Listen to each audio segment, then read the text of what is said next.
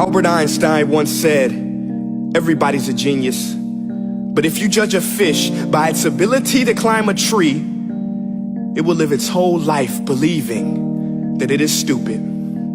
Ladies and gentlemen of the jury, today on trial we have modern day schooling. Glad you could come. Not only does he make fish climb trees, but also makes them climb down and do a 10-mile run. Tell me, school, are you proud of the things you've done? Turning millions of people into robots, do you find that fun? Do you realize how many kids relate to that fish swimming upstream in class, never finding their gifts, thinking they are stupid, believing they are useless? Well, the time has come, no more excuses. I call school to the stand and accuse him of killing creativity, individuality, and being intellectually abusive. He's an ancient institution that has outlived his usage. So, Your Honor, this concludes my opening statement, and if I may present the evidence of my case, I will prove it. Proceed. Exhibit A. Here's a modern day phone. Recognize it? Here's a phone from 150 years ago. Big difference, right? Stay with me. Here's a car from today, and here's a car from 150 years ago. Big difference, right? Well, get this. Here's a classroom of today, and here's a class we used 150 years ago. Now, ain't that a shame? In literally more than a century, nothing has changed. Yet you claim to prepare students for the future? But with evidence like that, I must ask, do you prepare students for the future or the past? I did a background check on you and let the record show that you were made to train people to work in factories, which explains why you put students in straight rows, nice and neat, tell them sit still, raise your hand if you want to speak, give them a short break to eat, and for 8 hours a day tell them what to think. Oh, and make them compete to get an A letter which determines product quality, hence grade A of meat. I get it. Back then, times were different. We all have a past. I myself am no Gandhi. But today, we don't need to make robot zombies. The world has progressed. And now we need people who think creatively, innovatively, critically, independently, with the ability to connect. See, every scientist will tell you that no two brains are the same. And every parent with 2 or more children will confirm that claim.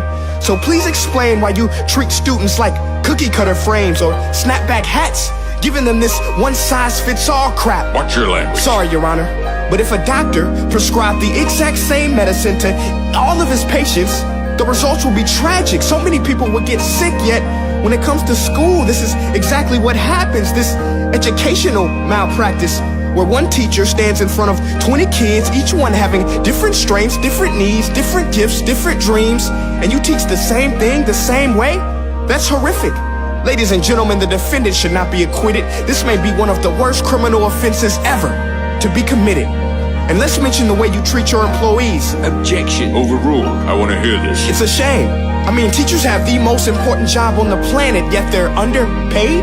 No wonder so many students are short-changed. Let's be honest, teachers should earn just as much as doctors, because a doctor can do heart surgery and save the life of a kid, but a great teacher can reach the heart of that kid and allow him to truly live. See, teachers are heroes that often get blamed, but they're not the problem. They work in a system without many options or rights. Curriculums are created by policymakers, most of which have never taught a day in their life. Just obsessed with standardized tests. They think bubbling in a multiple choice question will determine success. That's outlandish. In fact, these tests are too cruel to be used and should be abandoned, but don't take my word for it. Take Frederick J. Kelly, the man who invented standardized testing, who said, and I quote, "These tests are too cruel to be used and should be abandoned." Ladies and gentlemen of the jury, if we continue down this road, the results will be lethal. I don't have much faith in school, but I do have faith in people. And if we can customize healthcare, cars, and Facebook pages, then it is our duty to do the same for education, to upgrade it, change it, do away with school spirit, because that's useless. Unless we're working to bring the spirit out of each and every student, that should be our task.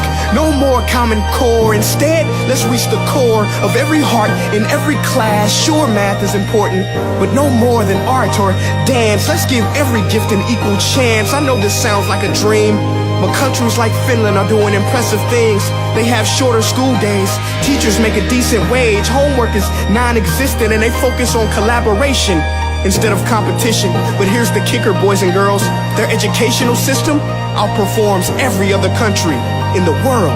Other places like Singapore are succeeding rapidly. Schools like Montessori, programs like Khan Academy, there is no single solution. But let's get moving, because while students may be 20% of our population, they are 100% of our future. So let's attend to their dreams, and there's no telling what we can achieve. This is a world in which I believe, a world where fish are no longer forced to climb trees. I'll rest my case.